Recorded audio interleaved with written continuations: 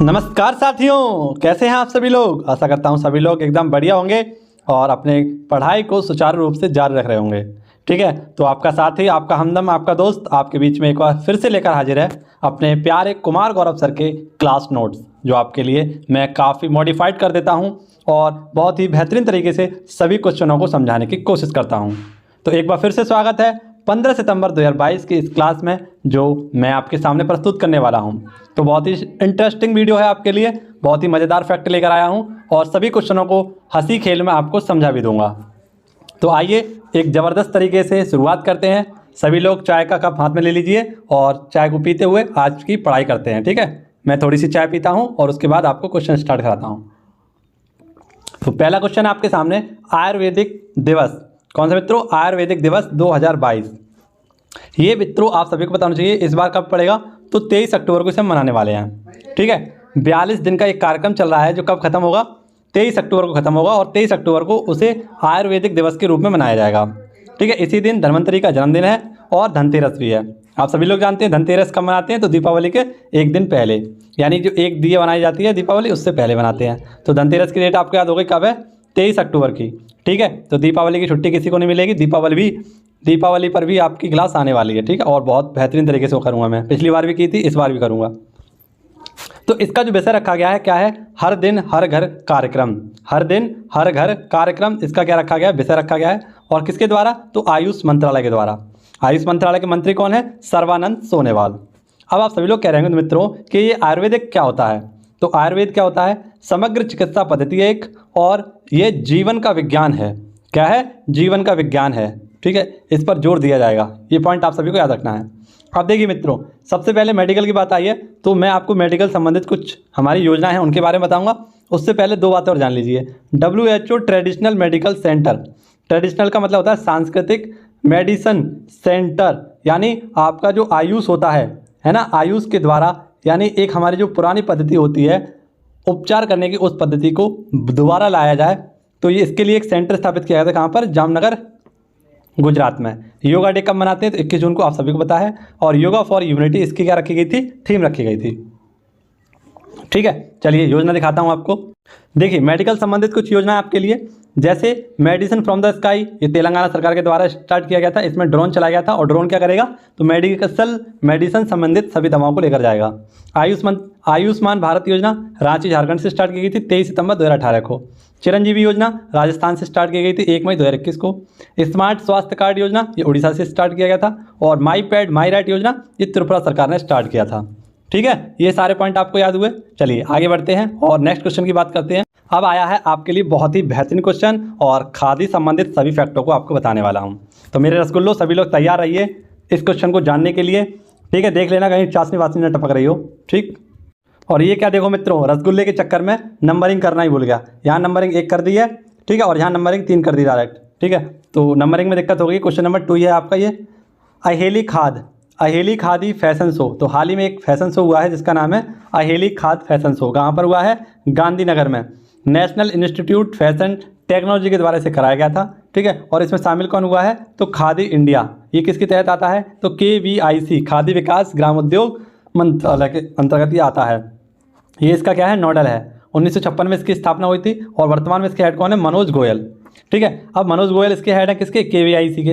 अब मैंने आपको बताया है कि मनोज नाम के कई सारे व्यक्ति आपके करंट अफेयर में बने हुए हैं, जैसे मनोज मुकुंद नरवणे। आप सभी लोग जानते हैं कौन है वर्तमान में मनोज मुकुंद नरवणे? तो हमारे 2nd CDS हैं। इसी प्रकार से मैं आपको बताऊँ मनोज सोनी।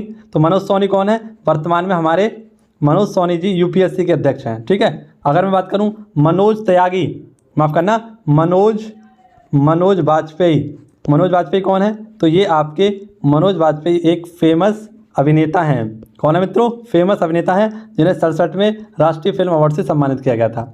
ऐसी बात करूं मनोज पांडे भैया जी हैं अपने कौन? तो मनोज पांडे भैया जी हैं अपने कौन? ये हैं आपके थल सेना अध्यक्ष। कौन है? थल सेना अध्यक्ष हैं मनोज पांडे जी। तो ये सारे नाम आपको मनोज से याद रखने थे। अब स्वाधा, यहाँ पर एक वर्ड दिखा होगा आपको, स्वाधा। ये क्या है? योग करने के लिए खादी वस्त्र पर जोर दिया जाए। यानी यहाँ पर जितने भी व्यक्तियों ने योगा किया था उन सभी को एक वस्त्र पहनाया गया था और उस वस्त्र का नाम था स्वाधा। ठीक, अब आगे देखते हैं। खादी का सबसे बड़ा तिरंगा कहाँ पर लहराया गया था? तो लोंगेवाला जैसलमेर में। खादी पेंट ब्रांड एम्बेसडर कौन है? पीयूष गोयल। खादी उत्सव कहाँ पर मनाया गया? साबरमती नदी के किनारे मनाया गया था। एमएसएमई मंत्रालय के मंत्री कौन है? नारायण तातू राणे। और खादी उत्कृष्टता केंद्र कहाँ पर खोला गया है? तो नई दिल्ली में। ठीक है, कहाँ पर खोला गया है? नई दिल्ली में। नई दिल्ली में खादी उत्कृष्टता केंद्र खोला गया है। अगले क्वेश्चन की ओर बढ़ेंगे और ये है हमारा question number 3, Japan India maritime. कौन सा मित्रों? Japan India maritime exercise 2022। तो हाल ही में इसे स्टार्ट किया गया है। कहाँ पर? तो विशाखापट्टनम में। विशाखापट्टनम कहाँ है आपका? बे ऑफ बंगाल यानी बंगाल की खाड़ी में स्थित है विशाखापट्टनम। यहाँ पर इसका क्या किया गया है? हाल ही में एक्सरसाइज को शुरू किया गया है। इसका नाम क्या रखा गया है? जिम्बैक्स। J for Japan, I for क्या है आपका? इंडिया, एम फॉर क्या है आपका? मैरीटाइम, और ई एक्स का मतलब है यहाँ पर एक्सरसाइज। तो किसके मध्य होता है? भारत और जापान के मध्य होता है। और इसका ये 10वां संस्करण है। इसकी शुरुआत कब हुई थी? 2012 से। भारत की तरफ से कौन कौन से शेर इसमें भाग ले रहे हैं? तो आईएनएस सह्याद्री, आईएनएस कवरत्ती और आईएनएस कदमत, इन तीनों ने भारत की तरफ से भागीदारी की है। अब हम बात करें कि जापान के साथ इंडिया के कौन कौन से अन्य एक्सरसाइज होती हैं। तो जैसा कि आपको पता है धर्मगोर्जियन, जैसा कि आपको पता है सिन्यू मित्री, जैसा कि आपको पता है क्वेड में 4 देश आते हैं आपके। एक तो जापान आता है, एक अमेरिका आता है, इंडिया आता है और अपना ऑस्ट्रेलिया आता है। ठीक है, तो ये सारे किसके साथ होते हैं? जापान के साथ होते हैं। अब आप सभी के लिए एक बेहतरीन सा रिवीजन लगवाता हूँ मित्रों, कौन सा? प्रमुख युद्धाभ्यासों का। तो सभी को याद कराऊंगा आपको। देखिए मित्रों, सी गॉर्जियन 2, तो हाल ही में सी गॉर्जियन 2 युद्धाभ्यास भारत आपका ना चीन और पाकिस्तान के मध्य हुआ था। यानी एक तो आपका कौन है? ये है धोखेबाज चीन और ये है अपना नल्ला पाकिस्तान। नल्ला पाकिस्तान और चीन के मध्य में ये हुआ था। हिंद महासागर में से किया गया था और नौसेना सहयोग बढ़ाने के लिए इन दोनों ने किया था। चीन और पाकिस्तान की दोस्ती मजबूत हो सके उसके लिए इन्होंने किया था। कहाँ पर किया था? तो संघाई के तट पर किया था। पानी और हवा दोनों में किया था। ये पॉइंट भी आपको याद रखना है। चलिए, हाँ, मैं हूँ सिंचैन। चलिए नेक्स्ट, धर्मगोर्जियन युद्धाभ्यास भारत और जापान के मध्य होता है। युद्धाभ्यास भारत और अमेरिका के मध्य होता है। संप्रीति भारत और बांग्लादेश के मध्य होता है। मित्र शक्ति भारत और श्रीलंका के मध्य होता है। बोंगो सागर भारत और बांग्लादेश के मध्य होता है। सूर्य किरण भारत और नेपाल के मध्य होता है। गरुण भारत और इंडोनेशिया के मध्य होता है। सिन्यू मित्री भारत और जापान के मध्य होता है। प्रबल दोस्ती भारत और कजाकिस्तान के मध्य होता है। सी हाल ही में मिलन 2022 का आयोजन कहाँ किया गया था? विशाखापट्टनम में किया गया था। सी ड्रैगन युद्धाभ्यास क्वेड देश, साउथ कोरिया और कनाडा, ये 6 देश इसमें भाग लेते हैं। ठीक है, तो आशा करता हूँ आपको कुछ चीज़ें मैंने समझाने की कोशिश की है, तो आशा करता हूँ आपको समझ में भी आई होंगी। क्वेश्चन नंबर 4 है आपके सामने, बहुत इंपॉर्टेंट। वित्तीय मध्यस्थ कोष। कौन सा? वित्तीय मध्यस्थ कोष FIF को औपचारिक रूप से किसने लॉन्च किया है? तो आप सभी को याद होना चाहिए, एक कोरोना महामारी आई थी। कब आई थी? 2019 में। तो जब कोरोना महामारी आई तो इसका किसी को कोई अंदाज़ा नहीं था कि इसके आने के कारण इतना त्राहिमाम मच जाएगा। तो लेकिन जैसे ये आई, इसने अपना त्राहिमाम मचाया। लेकिन अब आगे ऐसा त्राहिमाम आए और उससे हम पहले ही सतर्क हो जाएं, तो उसके लिए क्या किया गया है? एक वित्तीय मध्यस्थ कोष की स्थापना की गई है। यानी कोरोना जैसी कोई भी महामारी या समस्या आती है तो उसके लिए फंड इकट्ठा कर लिया जाएगा, उसके रोकथाम के लिए जो भी वस्तु होगी उसका इंतजाम कर लिया जाएगा, और उसकी प्रतिक्रिया के लिए यानी हम उसके जवाब में क्या कर सकते हैं, उन सभी की देखा रेखी के लिए क्या किया गया है? FIF को औपचारिक रूप से लॉन्च किया गया है। और ये सबसे बेहतरीन काम किसने किया है? तो आपकी वर्ल्ड बैंक ने। किसकी? आपकी वर्ल्ड बैंक ने। हमारी वर्ल्ड बैंक नहीं है, अभी हमारा तो डॉलर वॉलर कुछ नहीं बनना है, इसलिए ये किसकी बैंक है? आपकी बैंक है। ठीक है, तो विश्व बैंक स्थापना 1944 में हुई थी। किसकी तहत से? तो वाशिंगटन DC में इसका हेडक्वार्टर है और एक सम्मेलन हुआ था ब्रेटन वुड्स सम्मेलन, उसके तहत इसकी स्थापना की गई थी। अब इसकी जुड़वा बहन कौन है? तो आपकी वर्ल्ड बैंक की जुड़वा बहन है IMF। ठीक है, और IMF की मुद्रा का नाम क्या है? SDR। ठीक है, ये सारी बातें अभी जानेंगे हम। देखिए, अब आपको कुछ चीज़ें बताता हूँ, जैसे कि हाल ही में IMF का 190वां देश कौन सा बना था? एंडोरा। क्वेड 2022 की स्थापना का जो इसकी बैठक हुई थी वो कहाँ हुई थी? जापान में, टोक्यो में। बिम्स्टेक की कहाँ पर हुई थी? कोलंबिया, माफ करना, कोलंबो में, ये श्रीलंका में है। मिलन 2022 कहाँ हुआ? विशाखापट्टनम में। WTO की महानिदेशक कौन है? नागोजी ओंकाजा एवेला, और ये कौन है? अपनी चाची। कौन है? अपनी चाची। नेक्स्ट, ब्रिस्क 2022, इसका आयोजन कहाँ हुआ या इसका सम्मेलन कहाँ हुआ? चीन में, और सी जिनपिंग ने इसकी क्या की? अध्यक्षता की। G7 इसकी बैठक कहाँ हुई थी? तो ये हुई थी जर्मनी में। ठीक, अब आपके लिए कुछ और खास है तो उसे दिखाता हूँ। तो ये हमारा रिवीजन क्वेश्चन है, मैंने आपको कुछ समय पहले बताया था। हिंद प्रशांत आर्थिक ढांचा IPEF पहल शुरू किसने की थी? अमेरिका ने। और इसमें कुल कितने देश थे? 13 देश थे। क्वाड सम्मेलन कहाँ हुआ था आपका? टोक्यो जापान में। तो इसी के तहत इसको क्या किया गया था? अप्लाई किया गया था, इसे शुरू किया गया था। अब देखिए इंपॉर्टेंट फैक्ट क्या है। जैसे CPEC आप सभी को पता है, चाइना पाकिस्तान इकोनॉमिक कॉरिडोर है ये, जिसे हम CPEC के नाम से भी जानते हैं, चीन पाकिस्तान इकोनॉमिक कॉरिडोर। ये कहाँ बनाया गया है? तो चीन से लेकर पाकिस्तान के मध्य बनाया गया है, उसके ग्वादर बंदरगाह तक। नेक्स्ट आप देखिए IMF। तो IMF का 190वां देश कौन सा? एंटोरा, और इसका हेडक्वार्टर कहाँ है? वाशिंगटन DC में। WHO में कितने देश हैं? 164, और इसका 164वां देश कौन सा है? जिनेवा। माफ़ करना, इसका हेडक्वार्टर कहाँ पर है? जिनेवा में। UNO में कितने देश हैं? 193, और 193 में देश है इसका साउथ सूडान, और ये इसका हेडक्वार्टर कहाँ पर है? न्यूयॉर्क में। आसियान, इसमें 10 देश हैं, और हेडक्वार्टर कहाँ है? जकार्ता, इंडोनेशिया में। सार्क में कितने देश हैं? 8 देश हैं, और इसका 8वां देश कौन सा है? अफगानिस्तान। इसका हेडक्वार्टर कहाँ पर है? काठमांडू, नेपाल। नाटो में कितने देश हैं? 30, और इसका हेडक्वार्टर कहाँ पर है? ब्रुसेल्स में। यूरोपियन यूनियन में कितने देश हैं? 27, और इसका हेडक्वार्टर कहाँ पर है? ब्रुसेल्स में। FATE, इसका हेडक्वार्टर कहाँ पर है? पेरिस में। आप सभी लोग जानते हैं फाइनेंशियल एक्शन टास्क फोर्स का हेडक्वार्टर कहाँ पर है? पेरिस में। तो ये सारे क्वेश्चन आपके पुराने थे, जो मैंने पुनः से आपको रिवीजन करा दिया है। ठीक है, आगे बढ़ते हैं अगले क्वेश्चन की ओर। मज़ा आ रहा हो तो वीडियो को लाइक कर देना, दोस्तों के साथ शेयर कर देना, और चैनल पर यदि नए आए हों तो आपको सब्सक्राइब कर लियो भाई साहब। क्वेश्चन नंबर 5 आपको बहुत अच्छी तरीके से समझाऊंगा, और इसमें जो फैक्ट लेकर आया हूँ वो बहुत ज़्यादा इंपॉर्टेंट है। मैं आप सभी के लिए इस क्वेश्चन को बहुत मेहनत से तैयार करता हूँ। आप सभी लोग इसकी कीमत को समझिए और इसके पीछे की मेहनत को समझिए। पहली सिनेमा पर्यटन नीति कैसी मित्रों? पहली सिनेमा पर्यटन नीति किसने जारी की है? गुजरात ने।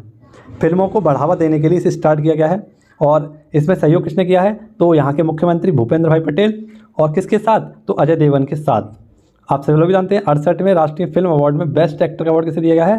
तो अजय देवगन को। और एक आपको पता है पुष्पराज, जो क्या कहना, आगे मत पूछना, ठीक है। अजय देवगन और पुष्पराज कौन थे आपके? तो ये सूर्या थे, ठीक है। इन दोनों को दिया गया था। अब आपके लिए best important current affair facts. देखिए साथियों, आपके लिए क्या है? विश्व की सबसे बड़ी मीठे पानी की मछली कहाँ पर पाई गई थी? कंबोडिया में। कंबोडिया की राजधानी क्या है? नोम है, और ये 13 फीट की मछली थी, ठीक है। इसका नाम क्या थे? तो स्टंगले मछली मैकाक नदी में ये पाई गई थी। डिजिटल वाटर डेटा बैंक कहाँ पर है? एक्वेरियम, कर्नाटक में। पाक जल डमरू को तैरकर पार करने वाली सबसे कम उम्र की महिला? जिया रॉय। मीठे पानी की सबसे बड़ी झील? सुपीरियर झील, USA। सबसे बड़ी झील कौन सी है? कैस्पियन सागर, कजाकिस्तान। सबसे लंबा कांच का पुल? वियतनाम में है पहला। बायोमास से चलने वाला पहला इलेक्ट्रॉनिक व्हीकल चार्जिंग स्टेशन कहाँ पर लगाया गया? मुंबई में। पहला लिक्विड मिरर टेलीस्कोप कहाँ पर लगाया गया? तो उत्तराखंड में। और नेक्स्ट क्वेश्चन आपके लिए एक और है, देख लीजिए। दुनिया का सबसे बड़ा जीवाणु की खोज कहाँ पर की गई थी? तो कैरिबियन द्वीप समूह पर। नग्न आंखों से इसे देखा जा सकता, ऐसा ये पहला हमारा क्या था? जीवाणु था, और इसका नाम क्या था? थ्रियोमार्गटा। क्या नाम था? थ्रियोमार्गटा। आशा करता हूँ ये क्वेश्चन आपको समझ में आया होगा, सारे फैक्ट भी पसंद आए होंगे। और अगला क्वेश्चन है आपके सामने, क्वेश्चन नंबर 6। 22वां संघाई सहयोग संगठन का आयोजन। तो संघाई सहयोग संगठन मैंने आपको बताया था, इसका आयोजन होने वाला है कहाँ पर होगा? समरकंद, उज्बेकिस्तान में। कहाँ पर होगा? समरकंद, उज्बेकिस्तान में। और भारत की तरफ से प्रधानमंत्री मोदी जी इसमें भाग लेने वाले हैं, ठीक है। अब आप सभी को कह रहे होंगे सर ये क्या होता है संघाई सहयोग संगठन? तो इसे शॉर्ट में कहते हैं SCO। इसको पहले संघाई 5 के नाम से जाना था 2001 तक, लेकिन अब ये क्या हो गया है? अभी हो गया है संघाई कोऑपरेशन ऑर्गेनाइजेशन। इसका हेडक्वार्टर कहाँ पर है? बीजिंग में। और वर्तमान में इसमें 9 देश हैं। एक है रूस, एक है चीन, एक है पाकिस्तान, अपना Bharat, Iraq, Kazakhstan, Kyrgyzstan, Uzbekistan और तजाकिस्तान। ये इसमें 9 देश हैं, ठीक है। अब बात करें कि 2022 में इसकी बैठक कहाँ पर हुई है? तो ये होगी आपकी समरकंद, उज्बेकिस्तान में। ये 22वें नंबर की बैठक है। लेकिन आपसे पूछा है कि अगली 23वें नंबर की कहाँ पर होगी? तो ये इंडिया में होगी, अपने भारत में। जबकि आपसे पूछा है 2021 की कहाँ हुई थी सर? तो ये हुई थी आपकी बिस्केक, और बिस्केक कहाँ पर है? किर्गिस्तान में, ठीक है। ये पॉइंट आप सभी लोग याद रखना। क्वेश्चन नंबर 7 है आपके लिए। आप तो बस वीडियो में बने रहिए मित्रों, क्योंकि आगे आने वाले और भी ज़्यादा इंटरेस्टिंग क्वेश्चन है, और भी इंटरेस्टिंग आपके लिए फैक्ट हैं। तो बहुत ही कम समय में आपको सारी चीज़ें बताने वाला हूँ, तो बने रहना वीडियो के अंत तक। वीडियो को लाइक कर देना, ठीक है। क्वेश्चन नंबर 7 है, विश्व कौशल प्रतियोगिता 2022 में प्रोटोटाइप मॉडलिंग के कौशल में कौन सा पदक जीता है? तो हाल ही में एक प्रतियोगिता चल रही है जिसका नाम है विश्व कौशल प्रतियोगिता 2022, और इसमें एक आपकी कैटेगरी है प्रोटोटाइप मॉडलिंग, और इसके तहत कौशल में इन्होंने पदक जीता है। कौन सा? कांस्य पदक। तो कांस्य पदक में किसने जीता है? लिंकित बापाई। किसने? लिंकित बाईपी के द्वारा इसे जीता गया है। इसमें कुल देश कितने हैं? 5 हैं।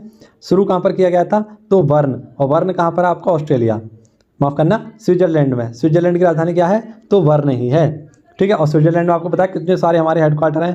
स्विट्जरलैंड का एक शहर है जिनेवा, यहाँ पर हमारे बहुत सारे हेडक्वार्टर हैं। कौन कौन से हैं देखो, WHO भी है ना, कौन सा है, WTO भी है, इसके बाद आपका रेड क्रॉस भी है, कौन सा, रेड क्रॉस है, एक आपका WIPO का है हेडक्वार्टर, ठीक है, इसके साथ ILO का हेडक्वार्टर, इसके साथ साथ अंकटाड का हेडक्वार्टर। ये सारे के सारे हेडक्वार्टर कहाँ हैं आपके, जिनेवा स्विट्जरलैंड में ही है। ठीक है, देखिए अब क्वेश्चन है आपका, लॉन बॉल्स की टीम के द्वारा गोल्ड मेडल जीता गया था, महिला टीम थी ये, और किसे हराकर, तो ये जीता था दक्षिण अफ्रीका को। किस में जीता था लॉन बॉल्स का गोल्ड मेडल, तो ये कॉमनवेल्थ गेम्स में जीता था। चलिए कमेंट बॉक्स में बताइए कॉमनवेल्थ जो गेम्स हुए थे हमारे 2022 में, इसका शुभंकर क्या था, इसका मैस्कॉट क्या था, जल्दी बताइए। चलिए इतना तो पूछ ही लेते हैं आपसे। अगला क्वेश्चन आपके सामने है क्वेश्चन नंबर 8, कलम नो कॉर्निवल। कलम नो कॉर्निवल एक पुस्तक मेले का आयोजन कहाँ पर किया गया है, अहमदाबाद में। उद्घाटन किसने किया है, तो अपने मोदी जी ने किया है ना, अपने मोदी जी यानी कि प्रधानमंत्री जी ने किया है। भाषा और साहित्य का संरक्षण हो सके, है ना, उसके लिए एक कार्यक्रम भी स्टार्ट किया गया है, बातचीत गुजरात। तो आप सभी को याद रखना है, कलम नो कॉर्निवल पुस्तक मेले का आयोजन कहाँ पर होगा, तो ये होगा अपना अहमदाबाद में। अहमदाबाद आप सभी लोग को पता है किसके लिए फेमस है, तो स्टैचू ऑफ यूनिटी के लिए फेमस है। इसी के साथ साथ दुनिया का सबसे बड़ा स्टेडियम किसके पास है, अहमदाबाद के पास ही है। ठीक है, ये पॉइंट आप सभी लोग याद रखना। अहमदाबाद बहुत बड़ी चीज़ है अपने आप में। चलिए कुछ पुस्तक और कुछ नाम देख लीजिए बेहतरीन से। हर गांव पुस्तकालय, ये कहाँ पर है आपका, जामताड़ा झारखंड में। इंडियन स्ट्रगल बुक किसकी है, सुभाष चंद्र बोस की है, और इन्हीं ने फॉरवर्ड ब्लॉक की स्थापना कब की थी, 1939 में। गुलामगिरी की पुस्तक किसकी, ज्योतिबा फूले की। Satyarth Prakash, Dayanand Saraswati. India divided, doctor Rajendra Prasad. विश्व इतिहास की झलक, जवाहरलाल नेहरू। Jail diary, Bhagat Singh. गीता रेस किसकी है, जल्दी से कमेंट बॉक्स में बता दीजिए। हिंद स्वराज, यह है महात्मा गांधी जी की। गीता रेस किसकी पुस्तक है, जल्दी बताइए किसकी है, तो नहीं पता आपको, ये है बाल गंगाधर तिलक। किसकी है, बाल गंगाधर तिलक की है। ठीक है, ये आप सभी लोग याद रखना। हिंद स्वराज किसकी है, तो अपने गांधी जी महाराज की है। ठीक है, गांधी जी की है। चलिए आपके लिए अगला क्वेश्चन है क्वेश्चन नंबर 9, और इसमें आपको दो चीज़ बताऊंगा। बहुत बेहतरीन तरीके से 2 लिस्ट लेकर आया हूं करंट अफेयर की नियुक्तियों की, तो इसे जरूर देखना। भारत के नए महान्यायवादी, तो भारत के नए महान्यायवादी कौन होंगे, मुकुल रस्तोगी। कौन होंगे, मुकुल रस्तोगी ये होने वाले हैं। आप सभी को याद होना चाहिए, भारतीय संविधान के आर्टिकल 76 में है, और ये भारत के सबसे बड़े वकील होते हैं। ठीक है, इनको क्या कहा जाता है, महान्यायवादी। इनका जो कार्यकाल होता है वो राष्ट्रपति के प्रसाद पर्यंत होता है। ये पॉइंट आपको याद रखना है। अब सबसे पहले आपको जानना है, जो मुकुल रस्तोगी हैं ये पुनः से आए हैं अपने स्थान पर। ये जब 2012 में, माफ़ करना, ये जब 12वें नंबर के थे, तो 2014 से 2017 तक ये रहे थे, लेकिन उसके बाद इनके स्थान पर आ गए थे के वेणुगोपाल। तो ये 13वें नंबर के हो गए के वेणुगोपाल, लेकिन पुनः से मुकुल रस्तोगी आ चुके हैं। तो मुकुल रस्तोगी किसके स्थान पर आए हैं, के वेणुगोपाल के वेणुगोपाल किसके स्थान पर आए थे, तो ये आए थे किसके स्थान पर, ये आए थे आपके मुकुल रस्तोगी के स्थान पर। तो इन दोनों की साइकिल चल रही है। ठीक है, आप सब लोग देखिए, मुकुल रस्तोगी किसके स्थान पर आए, के वेणुगोपाल के वेणुगोपाल किसके रास्ते पे आए थे, तो मुकुल रस्तोगी के। लेकिन अब आपको याद रखना है कि अब साइकिल पर कौन बैठे हुए हैं, तो मुकुल रस्तोगी बैठे हुए हैं। ठीक है, आप सभी को याद रखना है, महान्यायवादी अटॉर्नी जनरल होता है, और ये भारतीय संविधान के आर्टिकल 676 में है। प्रथम महान्यायवादी कौन थे अपने, तो ये थे अपने MC सीतलवाड़। इनका कार्यकाल सबसे ज़्यादा था।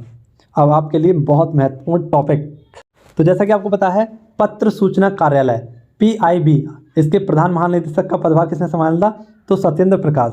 PIB आप सभी लोग जानते होंगे, ये क्या है, press information bureau.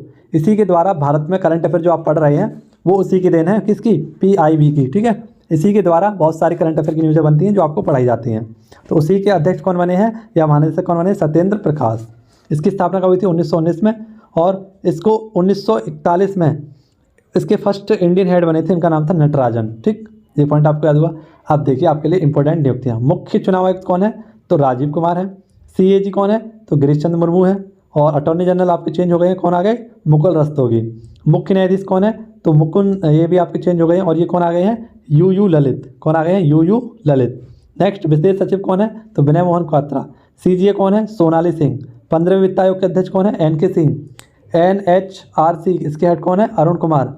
NITI Aayog के उपाध्यक्ष कौन है, सुमन बेरी। और इसके CEO कौन है, परमेश्वर अय्यर।